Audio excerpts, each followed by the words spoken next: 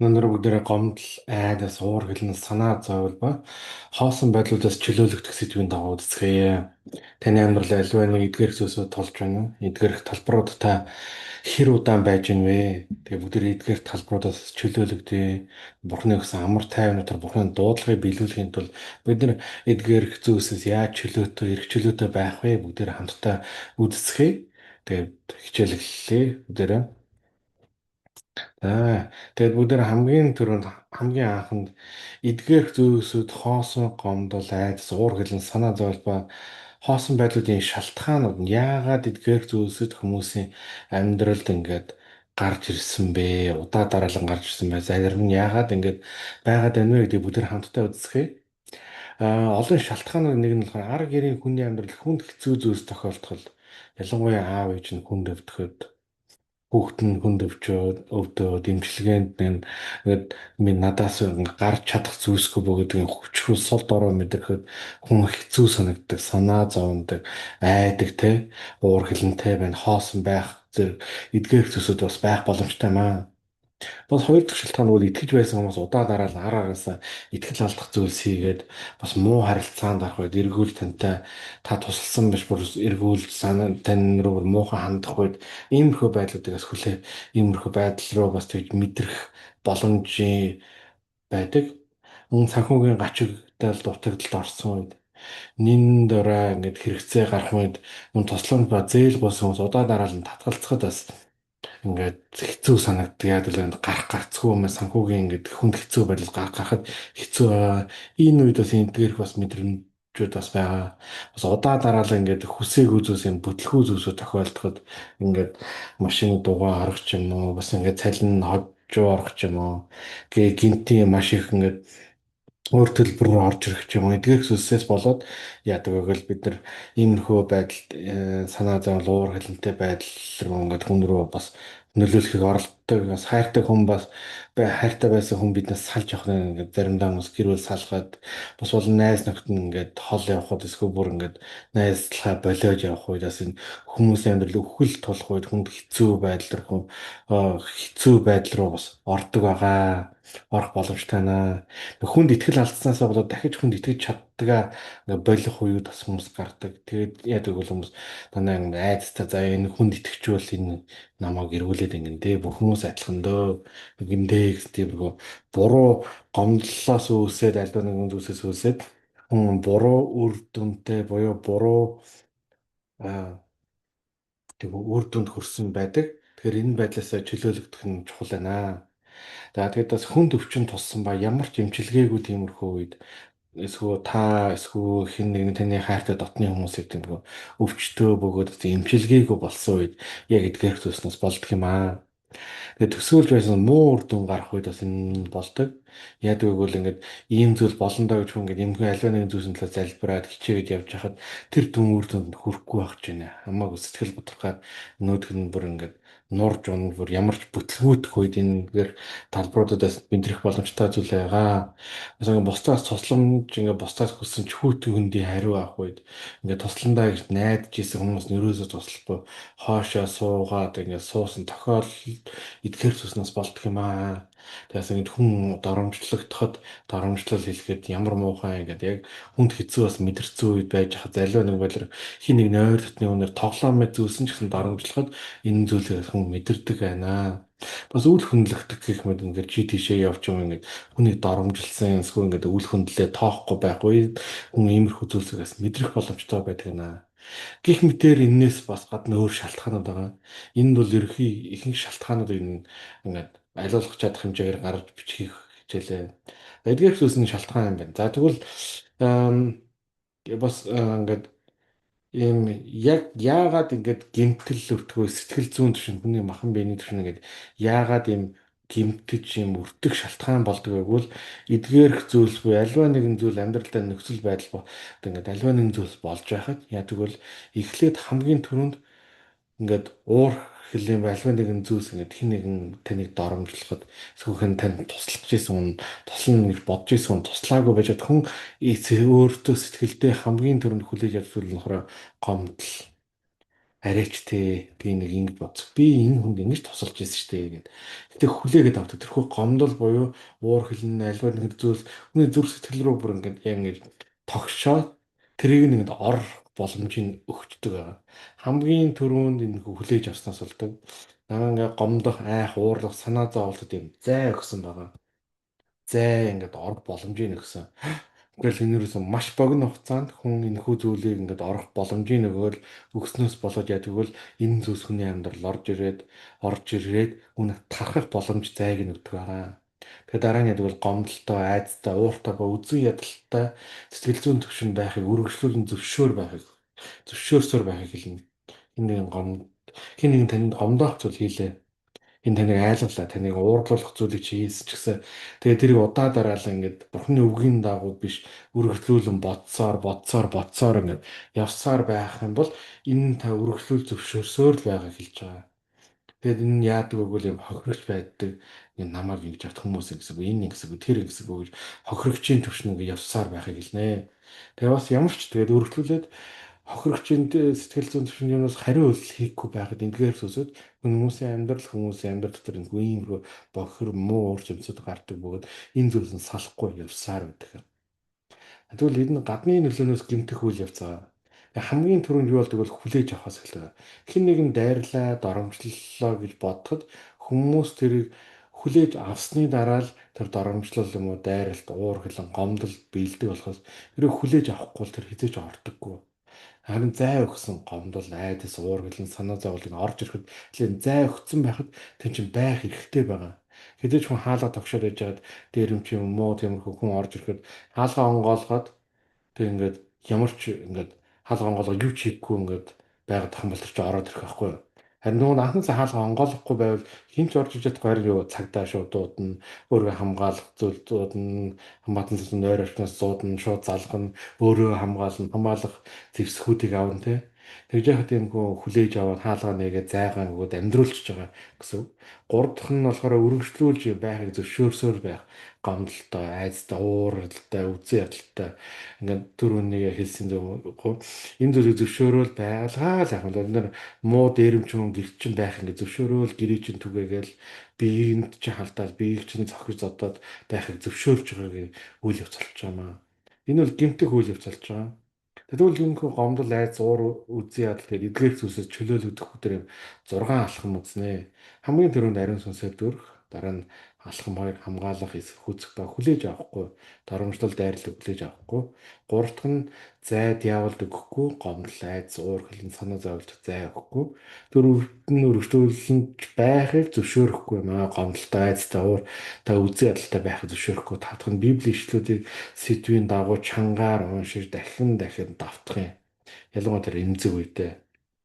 Түрүүн яг хүлээж авахын өмнөх үед яг ингэ орох зай өгөхгүй тухайн үед бүрхний үгийг тонхоглох юм аа. Цээжилсэн байвал бүр илүү гаргаж ирэхэд амар байдаг байгаа. Тэгэхээр 6 дугаар алхмаар чөлөөлтийн залбирал ба муу сүнслэг зүйлээс чөлөөлөх залбирал дээр өндөр хийнэ. Алхам нэг рүү орцгоё. Тэгээд үйлс нэгийн амьдрал ихтэй ариун сүнс та нар дээр ирэхэд та нар хүчийг бол тэгэхэд Ерүсалим бүх Юудэ Самар тэр байтугай дэлхийн хязгаар хүртэл миний гэрч болно гэсэн байна. Тэгэхээр юу гэвэл бид нар ариун сүнс тэгээд Эфес 5:8-аас 18-аас 19 дээр 18 дээр хэлэхдээ сүнсээ дүүргэсэн. Хамгийн түрүүнд бидний хийх зүйл бол ариун сүнсээр дүүрэх залбирлаа. Ариун сүнсээр хүн байнга дүүрэх юм бол байнга дүүрсэн байх ёстой. Ариун сүнсээр дүүргэж бурхны тушаасан хэсэг байгаа. Тэгээ ариун сүнс бид нар дээр бид нар хүчийг олдог байгаа. Хязгаар гэрч болдог байгаа. Тэгэхээр бид нар махан биений төвчнөөс дээгүр гардаг байгаа. Тэгэхээр ариун сүнсээ намайг дүүргэж өгөрөө гэдэг нөхөд залбирлыг хамтаа эзгээ. За бид нар яг нүдэнаад ариун сүнсээ намайг дүүргэж өгөрөө. Энэ бол зүгээр нэг унших залбирал биш. Тэр яг анхаарлаа хандуулаад нүдэнаад ариун сүнсээ намайг дүүргэж өгөрөө. Ариун сүнсээ намайг дүүргэж өгөрөө. Одоо бүгд ариун сүнсээр дүүрсэн тул тэр алхам 2 руу орцгоё. Тэгээ алхам 2 нь болохоор хамгаалах, эсэргүүцэх ба хүлээж авахгүй байх юм. Тэр нь юу гэвэл сургаал төгс 4:23 дээр хэлэхдээ юуны төрөнд зүрхээ хамгаал учир нь түүнээс амийн булгууд ундран гардаг юм аа гэж байна. Тэгэхээр яаж хамгаалах вэ? зүрхээ хамгаалж. Яг гэвэл зүрхнээс амийн булгууд ундран гардаг юм аа. Тэгэхээр зүрхээ яаж хамгаалах вэ? Би альва нэг тийм доромжлох зүйлийг оруулахгүй, өөртөө охин зөвшөөрөхгүй маа. Тэгээд Бурхны үгийн дагуу бүгдээрээ Филиппо 4:7 дээр хэлэхдээ бүх оюун ухаанаас дээгүүрх Бурхны амар тайван Христ Есүс дотор та нарын зүрх сэтгэл санаа бодлыг хамгаалнаа гэсэн байгаа. Тэгэхэд Бурхны амар тайван нь бидний зүрх сэтгэл санаа бодлыг хамгаалдаг юм. Тэгээ Бурхан Бурхны амар тайван бидний амьдралд байдаг. Бурхан минь амар тайвнараа дүүргэж өгөрөө гэд амар тайван байж хад аливаа зүйлсэнд доромжлох тиймэрхүү зүйлс хүмүүсд хүн зай өгдөггүй. Гомдол юм уу дайралтын зай өгдөг байгаа. Зүрхийн хамгаална. Тэгээ Бурхны амар тайвнаар дүүрэн Бурхан амар тайвныг өгсөн байгаа. Тэгээд Иремья 17:9-дэр хэлэхдээ зүрх бол бүх зүйлээс илүү хурамч бөгөөд эдгэршгүй өвчтэй юм. Үүнийг хэн ойлгож чадах вүлээ гэж байна. Тэгээд зүрх нь яг юм эдгэршгүй өвчтөө гэж. Тэгэхээр зүрх нь шархалбал маш тийм эдгэршгүй өвчтөө гэж юм те. Хин ойлгож чадах вэ? Тэгэхээр зүрхийг бид нар хамгаалах хэрэгтэй. Аливаа нэг хин таны нэг хэлээд доромжлолоо гэж таны гомдоолоо гэж бодоход та тэрхүү байдлыг яадаг бол хүн эргээр дотроо хэлнэ те. Ах トゥ угаа 70 дахин 7 уучлаа. Би зүрхээ хамгаалж байна. Энэ хүний ярьж байгаа энэ хүний доромжлыг би хүлээж авахгүй. Назаараа Есүс нэрээр тунхаглаж байна.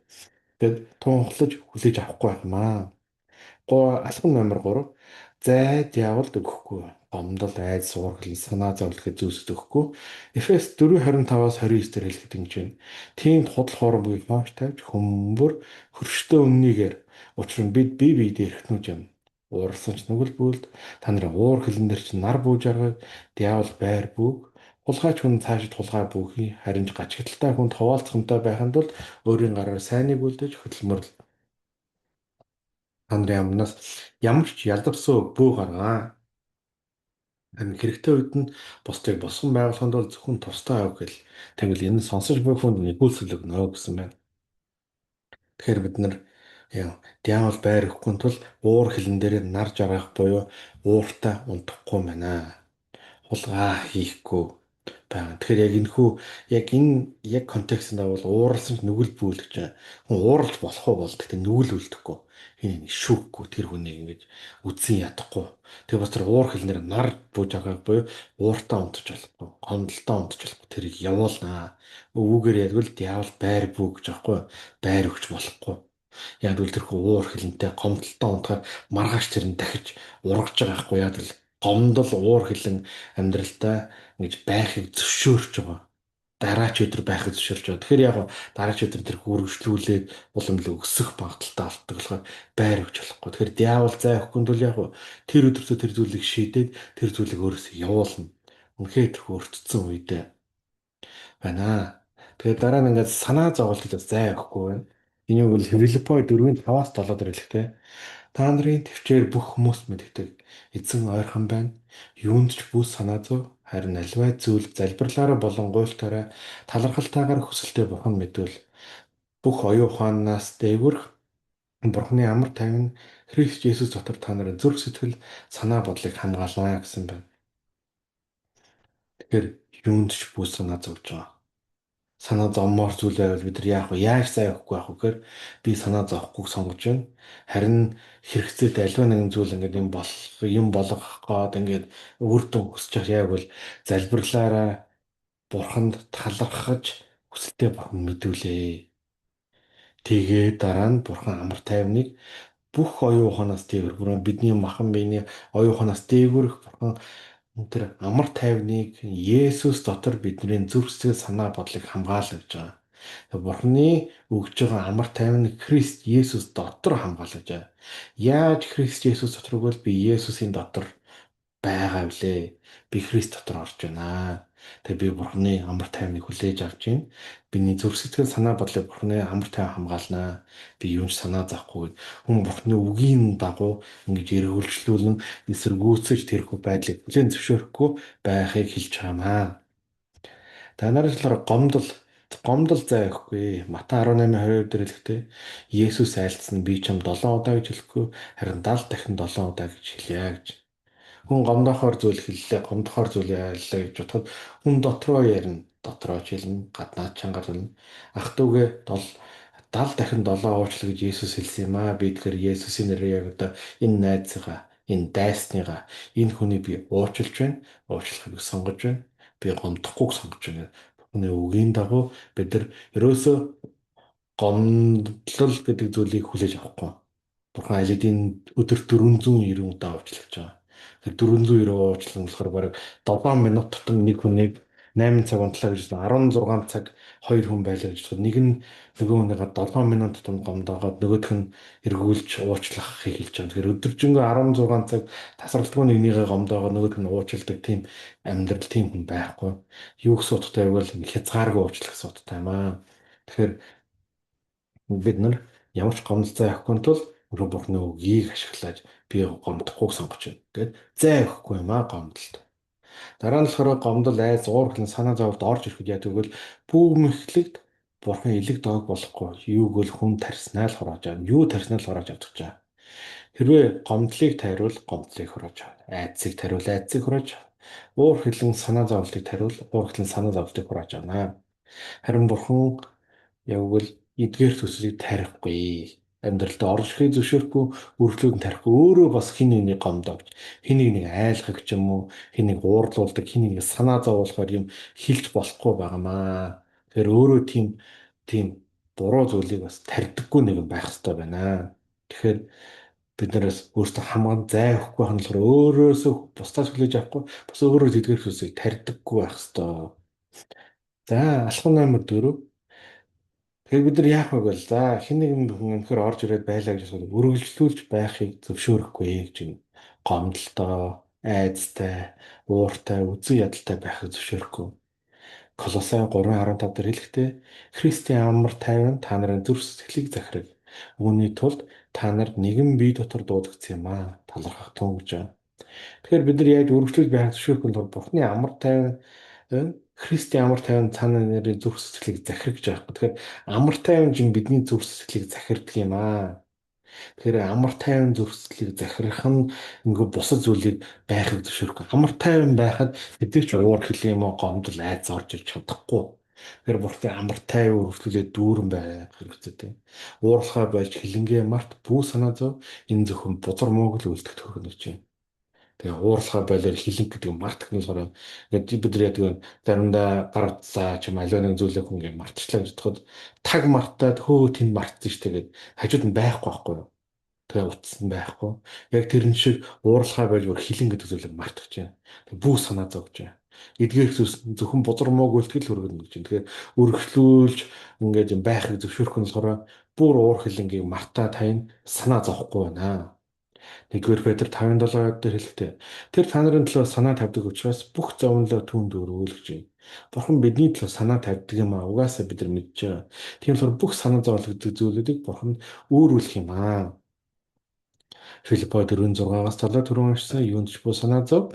Залбирлаараа болон гуйлтаараа талархалтай хүсэлтэй Бурхан мэдвэл бүх оюун ухаанаас дээгүрх Бурханы амар тайван та нарын Христ Есүс дотор та нарын зүрх сэтгэл санаа бодлыг хамгаална. Тэгэхээр үргэлжлүүлэн санаа зовхгүй байцгаа Бурхны амар тайван биднийг хамгаална гэж байна. Бурхны амар тайван бай. Амар тайван байхыг үргэлжлүүлэн байхыг сонгоцгоё. Амар тайвнаас гарахгүйгээр байхыг сонгоцгоё. Бурхны амар тайван ариун сүнсээр дүүрэн байна. Бурхны амар тайван дүүрэн байж гадны зүйлийг хүлээж авахгүй. Тэр яг энэ үл яг бодит үнэн энэ байдлаас гарахгүй байх боломжтой юм аа. Алхам номер 5. Тэгээ бид сая ингээд алхмуудыг харж дандаа Бурхны үгийн дагуу бид ашиглаад ингэх юмаа тэгэх юмаа гэж харсан шүү дээ. Тэгэхээр энэ алхам номер 5 болохоор Библийн ишлэлүүдийн сэдвийг дагуу чангаар уншиж дахин дахин давтахыг хэлнэ. Тэгээ яг ялангуяа гомдох ба уурлах боломжтой нөхцөл байдал эдгээр зүйлсийг дахиж давтаад хэлээд байна. Яг тэрхүү яг имзэг яг хүнгэл эвгүй сонин мэдрэх үед нь л даах туга 70 дахин 7 очил. 70 дахин 7 очил гэж байгаа. Тэгээ уурлах одоо ингээд Христийн амар тайван та нарын зүрх сэтгэлийг захиргаа. Үүний тулд та нар нэгэн бие дотроо дуудагдсан юм аа гэж байна. Тийм ээ Бурхны амар тайван миний зүрх сэтгэлийг захирах гэд тэрхүү Колосай 3:15-ыг гаргаж ирээд уншаад үргэлжлүүлэн тунхлаад яриад амьдрал дээр тунхласаар энэ биелэх юм аа. Тэгээ дуудал 37-8 дээр хэлэхдээ уурлахаа болж хилэнгээ мартаж юм. Бүү санаа зов энэ зөвхөн бузар мөг үлтгэл хөрөх гэж байна. Тэр бид нар яг уурлахаа болцгоо хилэнгээ мартцгаая. Тэгээ энэхүү ишлэлийг бид нэр үргэлжлүүлээд тунхлах юм. Тэр та нарын төлөө санаа тавьж учраас бүх санаа зовлоо төвөнд дүүрүүлээ гэд бурхны үгийг ашиглаад урагшаа явшин түрүүн ярьж ирсэн ишлэлүүдийг бид нар яг гаргаж тунхлаад яг тэрхүү үедээ юунд ч бүх санаа зов гэж хэлсэн. Аливаа залбирлаараа болон гуйлтаараа талархалтаар хүсэлтэд бурхан мэдүүлж байна. Би яг одоо өөрийнхөө хайртай дотны хүний тэрхүү авралын төлөө тэр хүн эдгэрхийн төлөө миний өгч байгаа шалгалтын төлөө би танд залбирж байна. Та биелүүлж өгөөрэй, та удирдах өгөөрэй гэж танд өргөн даатгаж хэзээ Есүс нэрээр залбирж байна, тунхалж байна. Тэр болоог бол ариун сүнсээ намайг дүүргэж өгөөрэй. Бурхны амар тайван намайг дүүргэж өгөөрэй. Яг одоо санаа зовхгүй байхыг сонгож байна. Бурхны үгийг ашиглаж байна те. Филиппо 4:6-аас болоо харин би яг энэхүү альваа зүйл буюу яг энэхүү амьдралынхаа нөхцөл байдал дээр би залбирлаараа болоо гуйлтаараа талархалтаар бурханд хүсэлтэд мэдүүлж байна. Бурхны бүх оюун ухаанаас дээгүүр Бурхны амар тайван намайг одоо миний Христ Есүс дотор миний зүрх сэтгэл ба санаа бодлыг хамгаалнаа гэд тунхаглана. Хэрвээ бас болохгүй дахиад үргэлжлүүлээ сонирн байх юм бол юунд ч бүх санаа зов гэсэн байна. Би санаа зовхгүй сонгож байна. Харин би бүх зүйлийг залбирлаар яг одоо энэ хүү зүйлийг бурханд би залбирж өргөж байна. Талархалтайгаар өргөж байна. Гомдлож биш талархалтайгаар бурханд мэдүүлж байна. Бурхан минь энэ зүйлийг шийдэж өгөөрэй. Бүх оюун ухаанаас дээгүүр Бурхны амар тайван намайг яг Есүс Христ дотор миний зүрх сэтгэл санаа бодлыг хамгаална гэж чанга тунхлана. Хилж тунхаглаж болно. Эдгээр ишлүүдийг чангаар тунхагласаар бидний махан бие сонсдог бөгөөд энэ хүү ишлүүдийг тунхагласаар ямар ч зай тасрахгүй юм аа. Нэгжийг үргэлжлүүлэн тунхаглаж байна. А зарим тохиолдолд зарим хүмүүс ингээд алхам 8-6 болохоор муу сүнслэг зүйлсээс чөлөөлөгдөх залбирал ба чөлөөлт библийн дагуу хийх юм аа.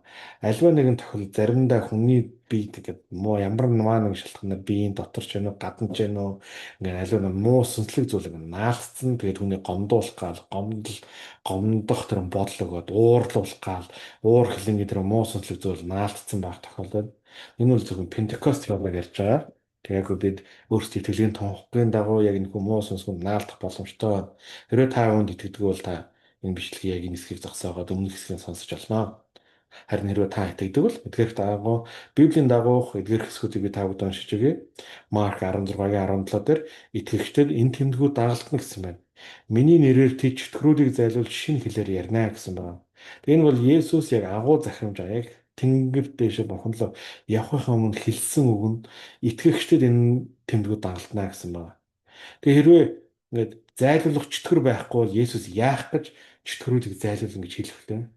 Шинэ хэлээр ярина. Хүн болгон бид нар шинэ бараг ихэнх хүмүүс харилаар ярьдаг, шинэ хэлээр ярьдаг. Харин тэр чөтгөрүүдийг тэр зайлуулж гэж байгаа байхгүй. Тэгээд тэр чөтгөр өөрөө гараа авчдаг шиг чөтгөрийг зайлуулах ёстой байгаамаа. Энэ болохоор бидний нэг дагалдах тэмдэг байна. Тэгэхээр энэ хүн чөтгөрүүдийг бид нар зайлуулах ёстой байна. Тэгээ Матай 11 дээр хэлэхдээ Есүс 12 шавьяад удаад тэдэнд бузар муу сүнснүүдийг захирах эрх мэдлийг өгсөн сүнснүүдийг зайлуулах бүх төрлийн өвчин эмгийг эдгэхийн тулд ажээ гэж байна. 12 шавьяг дуудаад бүх бузар сүнснээс юм дээгүр эрх мэдлийг өгсөн. Тэр дагалдагч нь 12 шавьд өгсөний дагуу бас биднэрт ингээд тэрхүү дээгүр эрх мэдлийг өгсөн сүнснүүдийг зайлуулах гэж байгаа. Бас бүх төрлийн өвчин эмгийг эдгэхийн тулд ажээ гэж байгаа. Тэрхүү эрх мэдлийн өснөөр өвчин бүх төрлийн өвчнгийг эдгэхийн тулд бурхан эдгэхийг хүсэж байна. Хоёр талаар бузар муу сүнсүүдийг зайлуулах бурханы хүсэл байгаа. Тэр эрх мэдлэр бид назаараа Есүсийн нэрээр яг бузар сүнсүүд зайлцгаа гэхэд бузар сүнсүүд зайлдаг. Өвчтөн дээр гар тавиад энэ яг одоо өвчин чи зайл эдгэр гэж томглоод эдгэдэг юм аа. Тэгээ Иохан 14:12 дээр хэлэхдээ үннээр би та нарт хэлье. Надад итгэдэг хүн миний хийдэг ажлуудаас бас хийх бөгөөд эдгээрээс агуу ажлуудыг ч хийх болно гэсэн. Яг гэвэл би эцэгтэй очно гэсэн. Тэр Есүс энэ дэлхий дээр байхдаа муу өвчтнүүдийг эдгэж бузар муу сонснуудыг чөлөөлж гисэн. Тэгэхээр Есүс хэлэхдээ надад итгэдэг хүн миний хийдэг ажлуудаас бас хийн бас бүр илүү агуу хийн гэсэн байна. Тэгэхээр яг тухайн үедээ бол тэр бузар сонснуудыг ч хүн бүр илүү ихийг хөөн гэсэн байгаа байхгүй юу? Бас өвчтнүүдийг ч эдгэн бас илүү ихийг эдгээхэд Есүс нэрээр залбирч тэрхүү эдгэрлийн залбирал хийнэ гэж байгаа. Тэгэхээр бид нар энэхүү эрх мэдлийн дагуу бүгдээ яг чөлөөлөгдцгөө. Хэрвээ таны ингээд амьдрал удаа дараал ингээд өргөжлөлийн эдгээрх зүйлстэй гомдол, уур хилэн, санаа зовлтойг тэмцээд байхад үргэлжлэн бодогдоол ингээд танаас чөлөөлөх болохгүй байх юм бол нөө муу сүнслэг зүйл зарим тохиолдолд наалтсан байх боломжтой байдаг. Тэгэхээр эдгээрх зүйлсүүдийг бүгдээр хамтдаа залбирцгаая. Тэгэхээр яг бол Би яг одоо муу ерөн сүнсийг одоо тэр ямар нэртэй сүнс одоо тэр одоо таны уурлуулж байгаа, намайг гомдуулж байгаа, гомдлож байгаа, гомдлуулж байгаа, санаа зовлож байгаа муу ерөн сүнснүүд миний бие болон манай гэрээс яг одоо зайлцгаая гэж Назарын Есүсийн нэрээр тушааж байна. Дахиад тонцолцгаая. Би санаа зовлож байгаа, уурлуулж байгаа, айлгуулж байгаа, хоосон байлгуулж байгаа бузар муу ёрын сүнснүүд миний бие болон манай гэрээс яг одоо зайлцгаа гэж назар Есүс нэрээр тушааж байна. Зайлцгаа гэж назар Есүсээр тушааж байна. Сонсож байгаа хүмүүсээс чөлөөлөгдөж назар Есүсээр тушааж байна. Би моёрын сүнсүүдийг орох ирэх авсан үе таалгуудыг хааж байна. Би өөрийнхөө амар нээсэн сүнслэг үе таалгуудыг хааж байна. Назарын Есүсийн нэрээр сүнслэг үе таалгаар оршсон бүх бузар муу сүнслүүдийг миний Есүс болон манай гэрээс яг одоо зайлцгаа гэж назарын Есүсийн нэрээр тушааж байна. Заримдаа хүмүүс өөрсдөө би амар ууртай юм би ингээд ууралчдаг. Энэ үдээр уурал би аяга гомдон поошт би ингээд жоох юм л гомдчихдээ ингэснээр open door буюу музар муусаас доорх ирэх өгчтэй. Оо энэ ч нэр гомдон хоо гэсэн орцгоороо гэсэн энэ бол зарим тохиолдолд хүмүүс тэгээд open door буюу онгорхоо үе талб болцсон байх магадaltaй гэдэг юм аа. За тэгээд бүгдээр яг нөхөд бас хідэн нэрсүүдийг бас хэллээ. Тэгээд энэ нөхөд дахиад чөлөөлтийн залбирал хамтдаа хийцгээе. Энэ болохоор надаас яг одоо ив нэгдлийн эсрэг гомдомхоо, гомдлогч, ууртай, дайсагнагч, хувиа хичээсэн, үгэн дэмзэг, бусдаас буруу хайгч, бусдыг боддоггүй, өнгөрөө, бухимдагч, бузар ёрийн сүнсүүдийг назарын Есүс нэрээр хөөн залилж байна. Гарцгаа гэж шааж байна. Назарын Есүс нэрээр зайлуулан гаргаж хайж байна. Хөөн залилж байна. Зайлцгаа гэж шааж байна. Яг л сонсож байгаа хүнийг бүрэн төлөв залбирч байна. Энэ хүү хичээлийг сонсоод намдлыг сонсоод мос чөлөөлөгдөх болтугай. Бурхны амар тайван дотор дүүрэн бурхны дуудлагыг биелүүлэх болтугай. Тэрхүү яг одоо наалтцсан байгаа эргэн тойрноо бузархан зүгт хөөн залбирж гаргаж хайж байна. Оюун ухаанаар бурхны үгийг тунхлаж аливаа зүйлсийг хүлээж авахгүйгээр бурхны ариун сүнснээр удирдуулж ариун сүнсээр дүүрэн байж энэ хүү амар тайван дотор бурхны дуудлагыг биелүүлэгч хүмүүс байх болтугай гэж назараа Есүс нэрээр тунхлаж байна. Амен. Дараа хичээлээр өдрөө олцгаая.